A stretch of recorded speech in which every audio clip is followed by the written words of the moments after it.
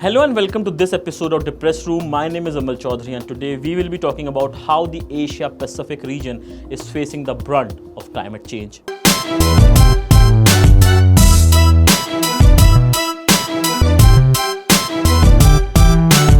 The world's most disaster-prone region felt the harsh reality of the climate crisis in 2019. The relentless sequence of natural disasters over the past 2 years was beyond what the region had previously experienced or was able to predict, said a United Nations Economic and Social Commissions for Asia and the Pacific, that is the ESCAP report in August. Toxic smog shrouded Asian megacities, hundreds died in flooding and landslides, cyclones battered coastlines and bushfires. Droughts and deadly heat waves led to towns and cities almost running out of water. Far from being anomalies, scientists say that the climate crisis is causing more extreme weather events and it's having devastating consequences in Asia and the Pacific. But while many people in developed countries see the climate crisis as the urgent but future problem, for millions living in Asia Pacific, it's already touching every part of life. The Asia-Pacific region, home to 60% of the world's population, is one of the most vulnerable areas to the climate crisis. Many big Asian cities, including Mumbai, Shanghai, Bangkok, Ho Chi Minh City, and Jakarta, are coastal and low-lying, making them susceptible to sea level rise and other extreme weather events.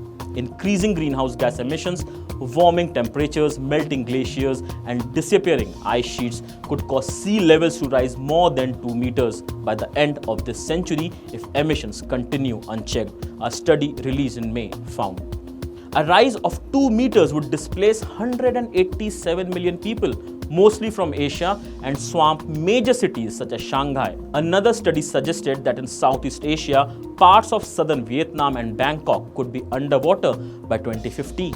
About 2.4 billion people, about half the population of Asia, live in areas vulnerable to extreme weather events. China, Vietnam, Japan, India, Bangladesh, South Korea, Thailand, Sri Lanka, and the Philippines were all hit by tropical storms and typhoons or cyclones in 2019, causing dozens of deaths, hundreds of thousands displaced, and millions of dollars in damage. The climate crisis is expected to create higher storm surges, increased rainfall, and stronger winds. The past 5 years have been the hottest on record, and blistering heat waves felt this year in Japan, China, India, Pakistan, and Australia are becoming so intense that a group of MIT researchers suggested some place could become too hot to be inhabitable. This year, India's sixth largest city, Chennai, almost ran out of water. 4 reservoirs that supply the city's almost 5 million residents ran almost completely dry.